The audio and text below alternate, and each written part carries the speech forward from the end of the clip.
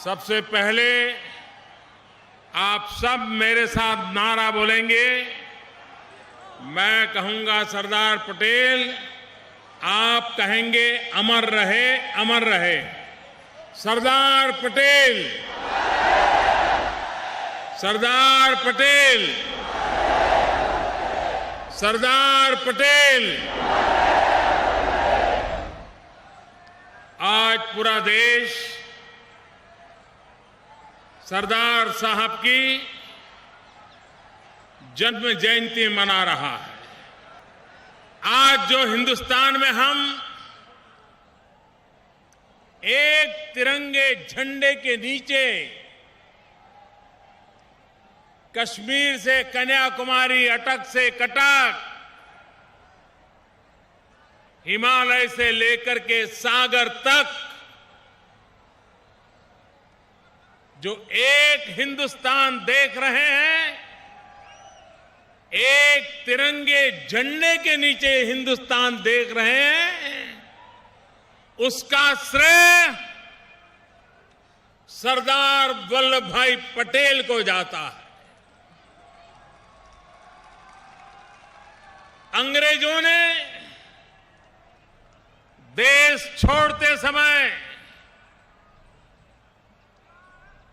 ऐसा षड्यंत्र रचा था कि अंग्रेजों के जाते ही देश 500 से ज्यादा रियासतों में बिखर जाए, छोटे छोटे टुकड़ों में बिखर जाए। राजे रजवाड़े अंदर अंदर लड़कर के मर मिटे, देश में खून की नदियां बहे। ऐसा षड्यंत्र जाते जाते अंग्रेज रच करके गए थे। लेकिन ये लौह पुरुष सरदार पटेल थे जिन्होंने आजादी के आंदोलन में गांधी के साथ एक साया बन करके, जन आंदोलन जगा करके गांधी के हर विचार को जनशक्ति प्रदान करने का प्रयास किया था। आजादी के आंदोलन में अंग्रेजों को दीन में तारे दिखाने की ताकत सरदार वल्लभ भाई पटेल ने दिखाई थी। वही सरदार साहब ने आजादी के बाद तुरंत अंग्रेजों की सोच को हिंदुस्तान की धरती में दफना दिया, राजे रजवाड़ों को मिला लिया और एक भारत आज हम सब जी रहे हैं। हमारे देश में कश्मीर से कन्याकुमारी की हिमसागर ट्रेन चलती है, सबसे लंबी ट्रेन है। हिमालय की कुक से निकलती है और कन्याकुमारी के सागर तक पहुंचती है। जब हम इस ट्रेन में सफर करते हैं तो रास्ते में अनेक राज्य आते हैं, लेकिन न हमें किसी राज्य की परमिट लेनी पड़ती है, न किसी राज्य का वीजा लेना पड़ता है, न किसी राज्य को टैक्स देना पड़ता है। एक बार कश्मीर से चल पड़े, कन्याकुमारी तक बेरोक टोक चले जाते हैं। ये काम सरदार साहब के कारण हुआ था, तब जाकर के संभव होता है। भाइयों बहनों,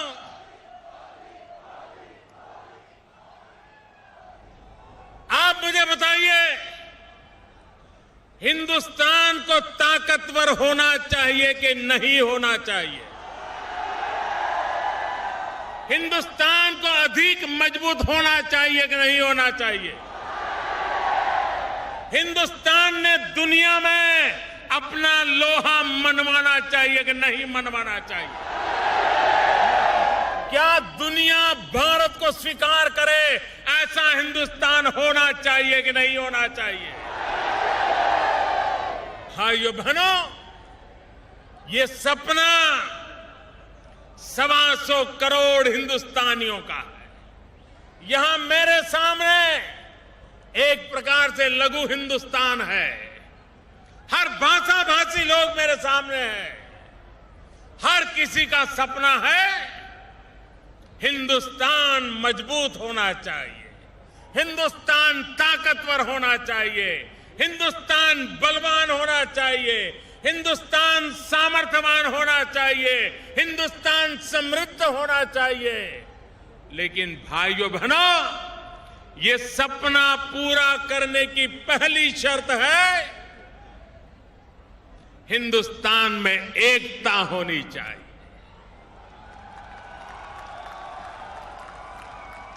संप्रदाय के नाम पर, जातिवाद के जहर पर, ऊंच नीच की विकृत मानसिकता पर, अमीर और गरीब की खाई के बीच, गांव और शहर के बीच, भेदभाव के बीच यह देश एकता की अनुभूति नहीं कर सकता।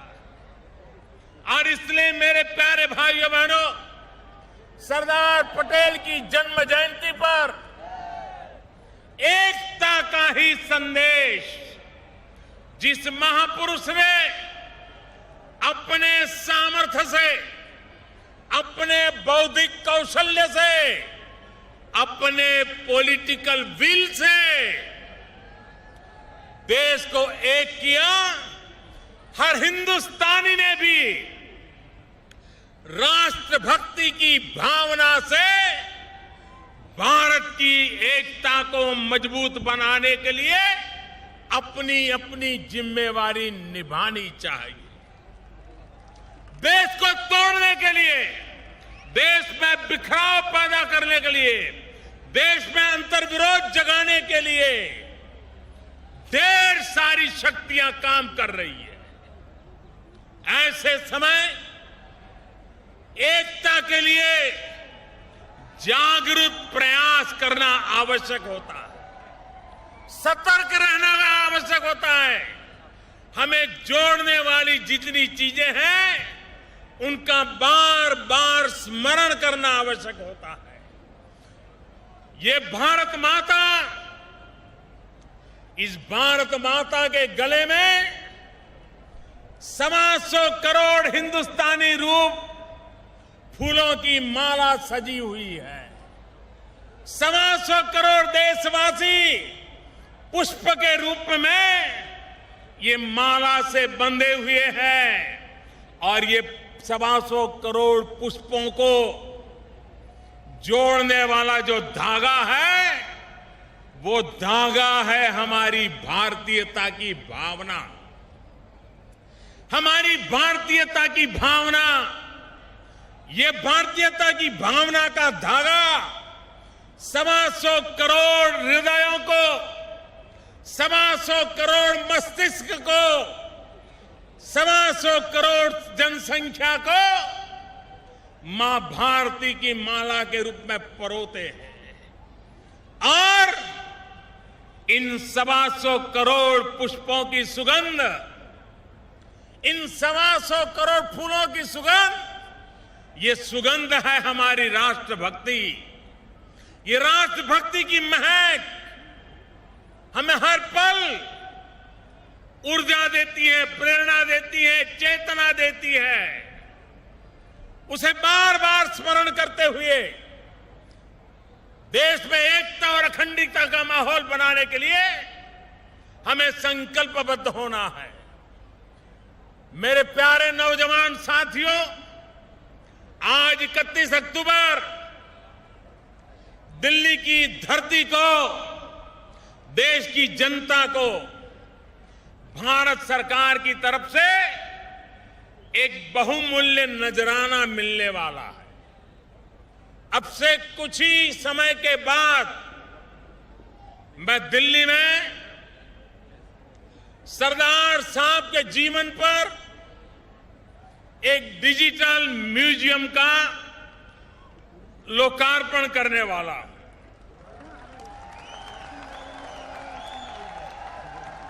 मेरा आप सबसे आग्रह है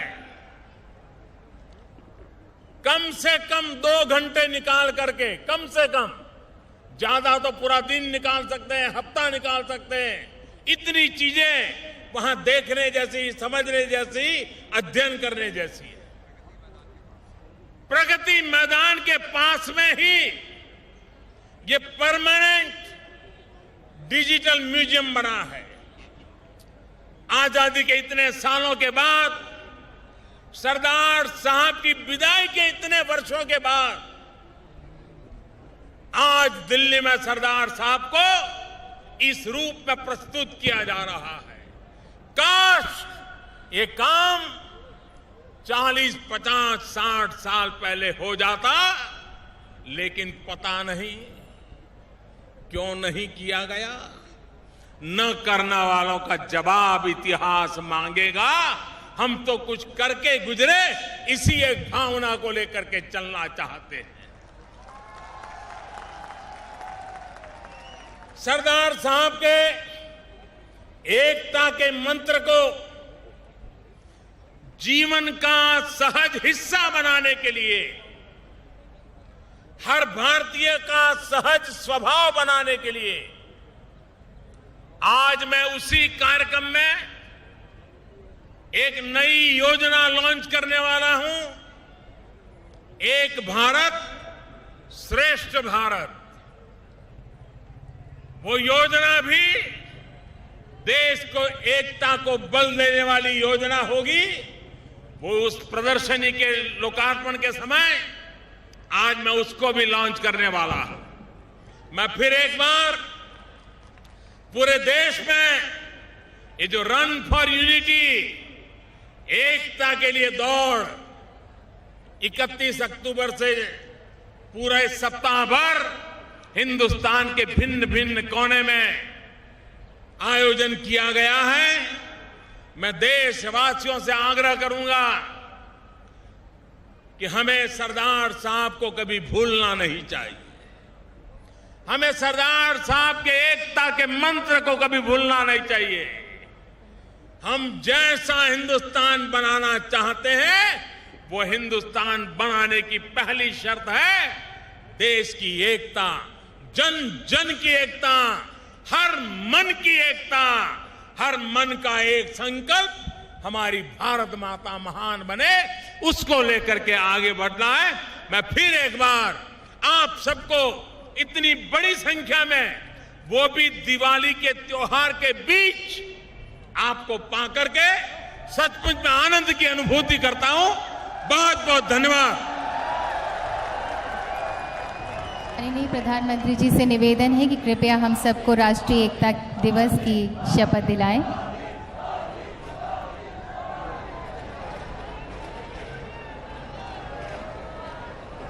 मैं यहां से राष्ट्रीय एकता दिवस के शपथ पत्र का उच्चारण करूंगा। आप सबने मेरे साथ दोहराना होगा।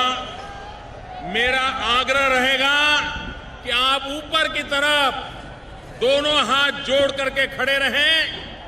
सबके दोनों हाथ ऊपर जोड़े हुए रहें और मैं बुलवाऊंगा, आप लोग बोलेंगे। मैं सत्य निष्ठा से शपथ लेता हूं कि मैं राष्ट्र की एकता,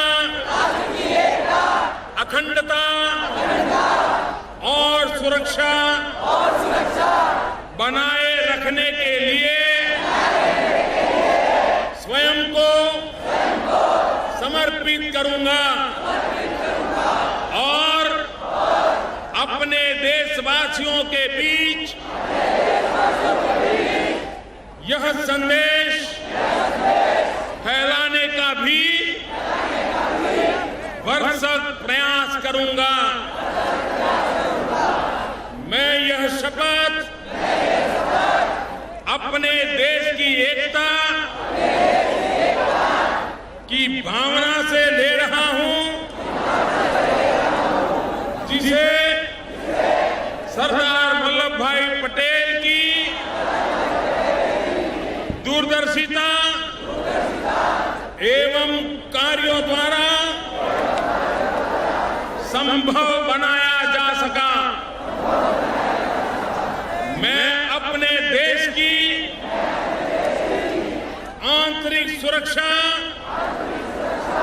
सुनिश्चित करने के लिए अपना योगदान करने का भी सत्यनिष्ठा से संकल्प करता हूं।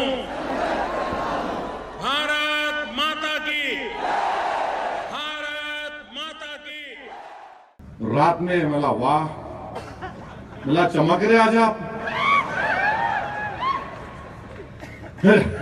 आप जा रहे हो, जाओ ना।